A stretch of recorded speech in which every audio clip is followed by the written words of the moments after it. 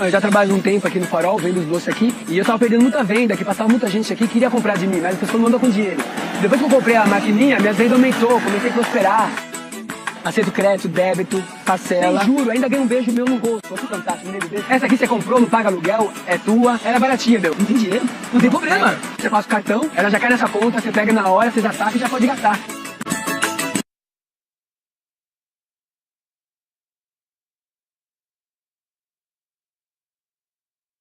Do empresariado. Isso a Inglaterra fez há 20 anos atrás e o Trump fez há pouco tempo nos Estados Unidos. Não temos outra alternativa, temos que arriscar. Agora, não existe espaço para se aumentar impostos, então não temos outro caminho a não ser esse. Eu espero que o Paulo Guedes esteja certo. Capitão, o senhor tem um slogan tirado do Evangelho, né, uma palavra de Jesus, e isso, obviamente, causou um impacto muito grande, não apenas na população cristã, mas na população brasileira que crê em Deus. E o senhor valoriza a verdade e diz no seu discurso que o mundo político é o mundo da mentira. Né? Eu queria saber, o senhor conhece os exemplos bíblicos de pessoas que foram guindadas ao poder e que salvaram as nações em que eles estavam, como José, Daniel, porque o senhor vai receber uma pressão brutal para mudar, como todo Sim. mundo fala, como o senhor mesmo disse. Como o senhor pretende enfrentar essa tentação de mudança e de corrupção? Primeiro, o Brasil, acima de tudo, vem do Exército Brasileiro. E Deus, acima de todos, aconteceu, eu estava no evento evangélico em Brasília, tinha um pastor lá, posso falar o nome dele?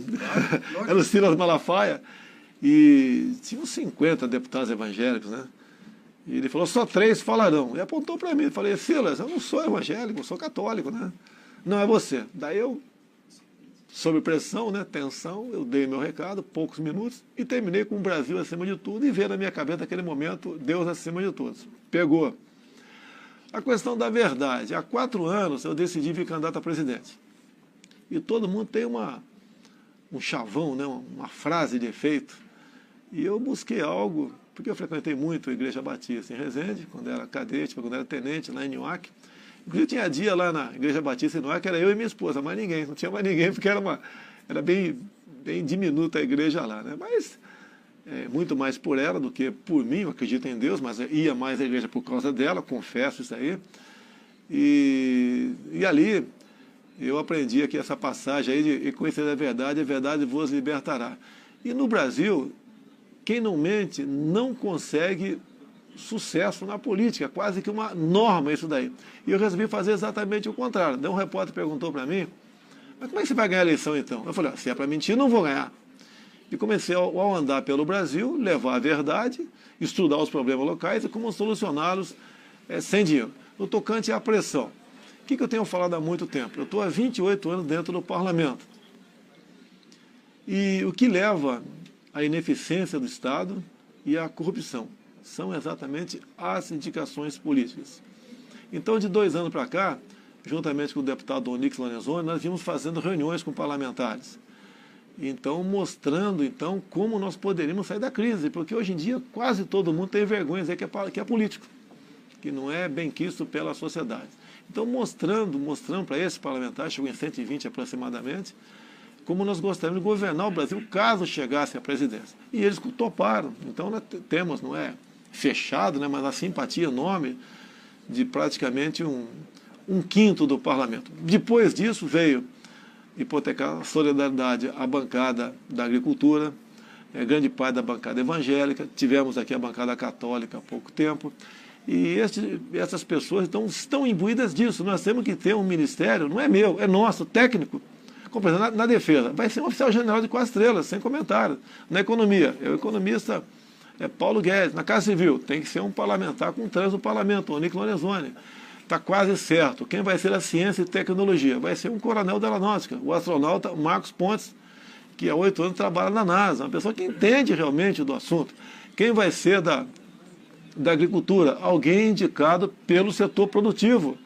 Então, somente com um time dessa qualidade, nós podemos trabalhar não para agremiações político-partidárias, mas para o Brasil. Temos que arriscar, assim como a proposta econômica do Paulo Guedes é é bastante ousada, a nossa também é. Porque se for para fazer a mesma coisa, o Brasil vai quebrar, no meu entender, muito mais rápido do que esperamos. Bolsonaro, muitas reformas que o Brasil precisa passar, reformas radicais, vão esbarrar em forças políticas, bancos, instituições muito poderosas. Como é que o senhor pretende fazer o que precisa ser feito no Brasil e enfrentar essas forças que vão tentar... Olha, tive com o sistema financeiro umas 10 vezes, tive com a nata do PIB brasileiro em São Paulo 3 ou 4 vezes. Com o agronegócio, visitei quase todas as feiras que existem no Brasil nos últimos 4 anos, e sempre dizendo que a cota de sacrifício do povo acabou, isso não é demagogia, acabou, não dá mais. Tá? E todo mundo tem que colaborar, sem exceção, porque caso contrário, nós sucumbiremos. E eu acredito que tem que ser dessa forma. Tá? Qual a maior despesa nossa? Juros e rolagem de dívida, R$500 bilhão. Segundo Paulo Guedes, um plano Marshall por ano. Depois vem previdência, servidor público. Tá? Então essas grandes despesas, você tem que buscar uma maneira de, sem canetadas, né, equacioná-las. Você não tem outro caminho. Estou ciente do tamanho da responsabilidade e da quantidade de problema. Todos têm que colaborar nesse sentido. Porque se um lado achar que eu não vou colaborar com nada, todos nós perderemos. E eu não quero ser comparado aí o que a Grécia fez há pouco tempo. O senhor citou o agronegócio. Existe um gargalo logístico, principalmente na cadeia produtiva de grãos, soja e milho. Esses produtores têm problemas no seguinte sentido: falta galpões, falta estradas adequadas, ferrovias são inexistentes e os portos são limitados. E isso causa um prejuízo de R$2 bilhões por safra. Como é que o senhor quer tornar essa cadeia produtiva para o produtor rural mais competitiva? Bem, não é só isso. Tem a tal da segurança jurídica também. O proprietário rural não quer acordar e ler nos jornais que sua fazenda foi incluída numa portaria do Ministério da Justiça para ser uma nova terra indígena. Esse problema aí. Temos o problema das invasões de terra. Tem estado que o MST invade e mesmo com muito sacrifício, o proprietário ganha uma reintegração de posse. De acordo com a linha ideológica do governador, ele não promove essa reintegração de posse. Tem um problema outro seríssimo, mais sério do que esse citou aí. A questão de IBAMA e CMBio, a indústria das multas. E mais ainda, se você casar essas multas com a emenda constitucional 81, que trata do trabalho escravo, que ninguém quer, mas pelo ativismo judicial passou-se a entender que o análogo à escravidão também é escravo, além da multa pecuniária, vem a expropriação do imóvel. E, por exemplo, são 180 itens que pode ser enquadrado como trabalho análogo à escravidão. Tem uma mulher, por exemplo, uma senhora que está pulverizando pulgão, uma plantação ali qualquer. E vai que chega o MP do trabalho, faz um teste de gravidez. Nem ela sabia que estava grávida, mas vai que ela esteja grávida. Isso é análogo à escravidão.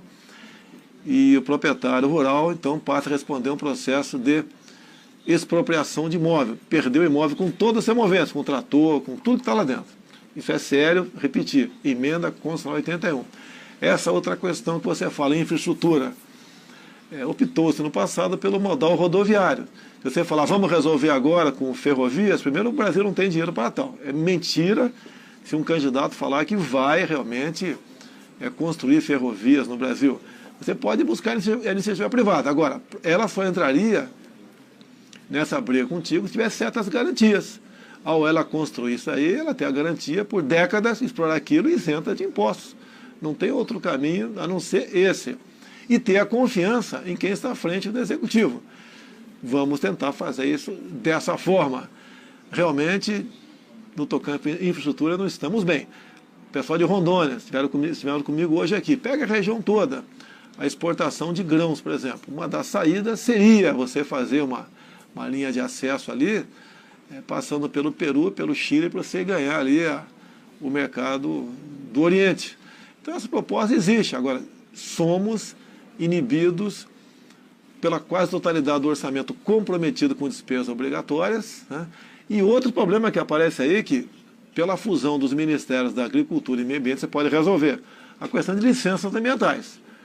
Hoje em dia, até para você escoar uma safra, você tem que, às vezes, fazer um zigue-zague, porque certas áreas você não pode ter uma estrada por ali. Você não pode fazer, por exemplo, um linhão de Tucuruí, para chegar lá até a região de Roraima também. Então, o Brasil é uma série de problemas em si próprio. Cada um quer ao estar num certo local do governo, criar dificuldade para vender facilidade. Isso tudo acho que dá para atacar. Estamos tendo sucesso ao conversar com essas bancadas desse assunto, para a gente eliminar problemas, para você buscar a solução de verdade e definitiva. Vamos falar de valores agora, candidato. 71% do público evangélico, todos os evangélicos, 71% vota no Senhor. Eles pedem por mudanças de valores, por valores perdidos em nossa sociedade. O senhor fez uma declaração na Marcha para Jesus esse ano, da bênção da família, que foi muito importante. Eu queria que o senhor falasse para a gente o que esse público em específico pode esperar do governo do senhor. Olha, o Brasil foi tomado pelo politicamente correto. Então o pessoal me chama muitas vezes de polêmica. Eu não sou polêmico, eu discuto.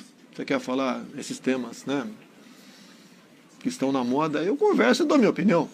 Ao dar minha opinião, o pessoal diz que eu sou intolerante, sou preconceituoso.